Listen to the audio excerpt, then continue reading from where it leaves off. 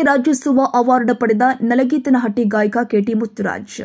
ಗ್ರಾಮೀಣ ಪ್ರದೇಶದ ಉತ್ತಮ ಪ್ರತಿಭೆ ಗಾಯಕ ಕೆಟಿ ಮುತ್ತುರಾಜ್ ರವರಿಗೆ ಚಿತ್ರಸಂತೆಯಿಂದ ಕಲೆಗೆ ಸಂಪೂರ್ಣ ಬೆಂಬಲ ನೀಡುವುದಾಗಿ ಚಿತ್ರಸಂತೆ ಪತ್ರಿಕೆ ಸಂಪಾದಕ ಗಿರೀಶ್ ಹೇಳಿದ್ದಾರೆ. ಗುರುವಾರ ಬೆಂಗಳೂರಿನ ಹೈಡಿ ಪಾರ್ಕ್ ಅಪಾರ್ಟ್ಮೆಂಟ್ ಹೋಟೆಲ್ನಲ್ಲಿ ನಡೆದ ಚಿತ್ರಸಂತೆ 50ನೇ ಸುವರ್ಣ ಮಹೋತ್ಸವ ಚಿತ್ರಸಂತೆ ರಾಜ್ಯೋತ್ಸವ ಪುರಸ್ಕಾರ 2024 ಕಾರ್ಯಕ್ರಮದಲ್ಲಿ ಚಳ್ಳಕೆರೆ ತಾಲೂಕಿನ ನಲಗೀತನಹಟ್ಟಿ ಗ್ರಾಮದ ಗಾಯಕ ಕೆಟಿ ಮುತ್ತುರಾಜ್ ರವರಿಗೆ ಚಿತ್ರಸಂತೆ ರಾಜ್ಯೋತ್ಸವ ಪ್ರಶಸ್ತಿ ಕೊಟ್ಟು ಮಾತನಾಡಿದರು. ಗಾಯಕ ಮುತ್ತುರಾಜ್ ಉತ್ತಮ ಪ್ರತಿಭೆಯುಳ್ಳ ಗಾಯಕರಾಗಿದ್ದಾರೆ. ಕನ್ನಡದ ಆಸ್ತಿ ಸಿ ಅಶ್ವಥ್ ಅವರನ್ನ ಈ ಕಾರ್ಯಕ್ರಮದಲ್ಲಿ ನೆನಪಿಸಿಕೊಟ್ಟಿದ್ದಾರೆ.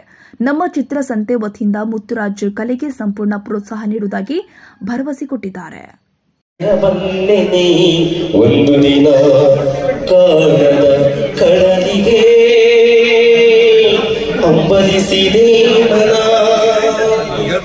ಜಟಿಲ ಕಾರಣದ ಕುಟಿಲ ಪದಗಳಲ್ಲಿ ಅರಿವು ತೊರೆಯು ನಾನು. ಎಂದಿಗಾದರೂ ಕಾಣದ ಕಡಲನ್ನು ಸಿರಬಂದೆ ನೀನು, ಸೇರಬಹುದೇ ನಾನು ಕಡಲ ನೀರಿನೊಳು, ಕರಗಬಹುದೇ ನಾನು, ಕರಗಬಹುದೇ ನಾನು, ಕರಗಬಹುದೇ ನಾನು. Okay, thank you. Thank you so much, sir. ಬಹುಶಃ ಇದು ಎಷ್ಟು ಜನಕ್ಕೆ ಗೊತ್ತಿದೆ ಇಲ್ವೋ ಇಲ್ಲಿ, ಯಾಕಂದ್ರೆ ಕೆಲವೊಂದೆಲ್ಲ ಈ ಜನರೇಷನ್ ಅವ್ರು ಇದೀರಾ. ನಾನು ಕರಿಯರ್ ಸ್ಟಾರ್ಟ್ ಮಾಡಿದಾಗ 2000 ಅವಾಗಿಂದ ಉದಯ ಟಿವಿ, ಆಮೇಲೆ ಈ ಟಿವಿ ಕನ್ನಡ ಬಂದಿತ್ತು. ಈ ಪ್ಯಾಲೇಸ್ ಗ್ರೌಂಡ್ ಅಲ್ಲಿ ದೊಡ್ಡ ದೊಡ್ಡ ಇವೆಂಟ್ ಆಗೋದು. ಈ ಹಿಂದಿ ಕಾನ್ಸರ್ಟ್ ಆದ್ರೆ AR ರೆಹಮಾನ್, ಸುನಿಧಿ ಚೌಹಾನ್, ಅದೆಲ್ಲ ನಾವು ಬೇಸಿಕ್ಲಿ ಈವೆಂಟ್ ಮ್ಯಾನೇಜ್ಮೆಂಟ್, ದೊಡ್ಡ ದೊಡ್ಡ ಕಾನ್ಸರ್ಟ್ ಅಂತ ಜನ ಸೇರೋರು.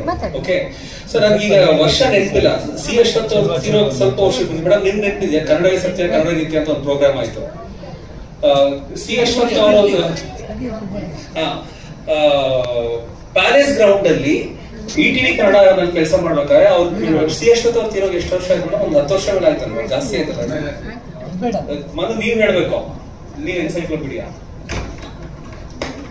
ಬಹುಶಃ ಒಂದು 15 ವರ್ಷ ಅಂತ ಅನ್ಕೊಳ್ಳಿ.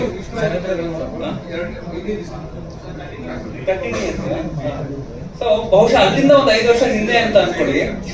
ಪ್ಯಾಲೇಸ್ ಗ್ರೌಂಡ್ ಅಲ್ಲಿ ಇದನ್ನ ಯಾಕೆ ಹೇಳ್ತಾ ಇದ್ದೀನಿ ಅಂತ ಅಂದ್ರೆ ಎಲ್ಲರೂ ಕೇಳಿಸ್ಕೋಬೇಕಿದ್ರು. ಪ್ಯಾಲೇಸ್ ಗ್ರೌಂಡ್ ಅಲ್ಲಿ ತುಂಬಾ ದೊಡ್ಡ ಗ್ರೌಂಡ್ ಅಲ್ಲಿ ಒಂದು ಇವೆಂಟ್ ಮಾಡ್ಬೇಕು ಅಂದ್ರೆ ತುಂಬಾ ಖರ್ಚು ಬರುತ್ತೆ. ಕನ್ನಡದ ಪ್ರೋಗ್ರಾಮ್ ಅಂದ್ರೆ ಎಲ್ಲ ಹೆದರೋರು ಮಾಡಕ್ಕೆ. ಅಲ್ಲಿ ಕನ್ನಡವೇ ಸತ್ಯ ಕನ್ನಡವೇ ನಿತ್ಯ ಅಂತ ಅಂದ್ಬಿಟ್ಟು ನಾವು ಒಂದು ಮ್ಯೂಸಿಕಲ್ ಪ್ರೋಗ್ರಾಮ್ ಮಾಡಿದ್ವಿ. ಅವಾಗ ನಾನು ಈ ಟಿವಿ ಕನ್ನಡನಲ್ಲಿ ಪ್ರೊಡಕ್ಷನ್ ಎಕ್ಸಿಕ್ಯೂಟಿವ್ ಆಗಿದೆ. 1 ಲಕ್ಷ ಜನ ಸೇರಿದ್ರೆ ಅವತ್ತು, 1 ಲಕ್ಷ ಜನ. ಮೇಡಮ್ ಇದ್ದಾರೆ ಅದರಲ್ಲಿ. ಬಹುಶಃ ನಭೂತು ಇದನ್ನ ಯಾಕೆ ಹೇಳ್ತಾ ಇದ್ದೀನಿ, ಕೆಲವೊಂದು ಜೀವನದಲ್ಲಿ ನಾವು ಒಂದ್ಸತಿ ಮತ್ತೆ ನಾವು ಮಾಡೋದು ಇನ್ನೊಂದ್ಸತಿ ಮಾಡಕ್ ಆಗಲ್ಲ. ನಭೂತು ನ ಭವಿಷ್ಯತಿ, ಆ ಪುಣ್ಯಾತ್ಮ ಮಾಡ್ದ ಅದನ್ನ, ಅದಾದ್ಮೇಲೆ ಅಯ್ಯಪ್ಪ ತೀರೋದ್ರು. ಅವತ್ತಿಂದ ಇವತ್ತವರೆಗೂ ನಾನು ಬಹಳ ವೇದಿಕೆಯಲ್ಲಿ ಹೇಳ್ತೀನಿ, ಕನ್ನಡದ ಬಗ್ಗೆ ಎಲ್ಲಾರು ಮಾತಾಡ್ತೀವಿ, ಬಟ್ ಮನೆಯಿಂದ ಈಚೆ ಬಂದು ಮಾಡ್ಬೇಕು. ಆ ಒಂದು ಕೆಲಸ ಏನಿದೆ ಅದನ್ನ ನಾವು ಶ್ರದ್ಧೆ ಭಕ್ತಿಯಿಂದ ಅದ್ದೂರಿಯಾಗಿ ಮಾಡಿದಾಗ ಏನೋ ಒಂದು ಇದಾಗತ್ತೆ. ಇವತ್ತವರೆಗೂ ಪ್ಯಾಲೇಸ್ ಗ್ರೌಂಡ್ ಅಲ್ಲಿ ಅಂತ ಒಂದು ಇವೆಂಟ್ ಆಗಿಲ್ಲ. ಸೊ ಇವರು ಇವತ್ತು ನನಗೆ ಆ ದಿವಸನ ನೆನಪಿಸಿದ್ರು ನನಗೆ. ಯಾಕಂದ್ರೆ ಈ ಒಂದು ವಾಯ್ಸ್ ಕೇಳಿ ನನಗೆ ಎಷ್ಟು ದಿವಸ ಆಗಿತ್ತು ಏನೋ ಗೊತ್ತಿಲ್ಲ ಅಲ್ವಾ ಮೇಡಮ್? ಸೊ ಸಿ ಅಶ್ವಥ್ ಅವರು ಕನ್ನಡ ಒಂದು ಆಸ್ತಿ ಆಗಿದ್ರು. ಸೊ ಈ ಸಂದರ್ಭದಲ್ಲಿ ನಮ್ಗೆ ಅದನ್ನು ನೆನ್ಸ್ಕೊಟ್ರಿ. ಅದು ನೋಡಿ, ನಾವು ಎಲ್ಲ ಇವತ್ತು ಹೇಗಾಗ್ತಾ ಇದೆ ಅಂದ್ರೆ ರಾಜ್ಯೋತ್ಸವ ಕನ್ನಡ ಅನ್ನೋದು ನಮ್ಗೆ ಹೆಂಗೆ ಬಂದ್ಬಿಟ್ಟಿದೆ ಅಂದ್ರೆ ಎಲ್ಲವೂ ವಿಶೇಷತೆ ಆಗ್ತಾ ಇದೆ. ನಾನು ಯಾವಾಗ್ಲೂ ಒಂದು ನಂಬ್ತೀನಿ, expect the unexpected in life ಅಂತ ಅಂದ್ಬಿಟ್ಟು. ನಾವು ಈ ಪ್ರೋಗ್ರಾಮ್ ಮಾಡ್ಬೇಕು ಅಂತ ಅನೌನ್ಸ್ ಮಾಡ್ತೀವಿ ಅಷ್ಟೇ. ಹಿಂಗೆ ಆಗ್ಬೇಕು ಇವರೇ ಬರ್ಬೇಕು ಅಂತ ಏನಿಲ್ಲ. ಅನೌನ್ಸ್ ಮಾಡೋದಷ್ಟೇ ನನ್ನ ಕರ್ತವ್ಯ. ಇದು ಯಾರು ಬರ್ಬೇಕು ಯಾರು ಬರಬಾರ್ದು ಅನ್ನೋದು ಒಂದು ಭಗವಂತ ಬರ್ದ್ಬಿಟ್ಟಿರ್ತಾರೆ ಎಷ್ಟೋ 1000 ವರ್ಷಕ್ಕೆ ಮುಂಚೆನೆ. ಸೊ ಹಾಗಿರ್ಬೇಕಾದ್ರೆ ಕರೆದು ಕಳ್ಸಕ್ ನಾವ್ ಯಾರು ಅಲ್ಲ. ಸೊ ನೀವು ಬರ್ಬೇಕು ಅನ್ನೋ ಒಂದು ಋಣ ಇತ್ತು, ನಾನು ಮಾಡ್ಬೇಕು ಅನ್ನೋ ಒಂದು ಕರ್ತವ್ಯ ಇತ್ತು.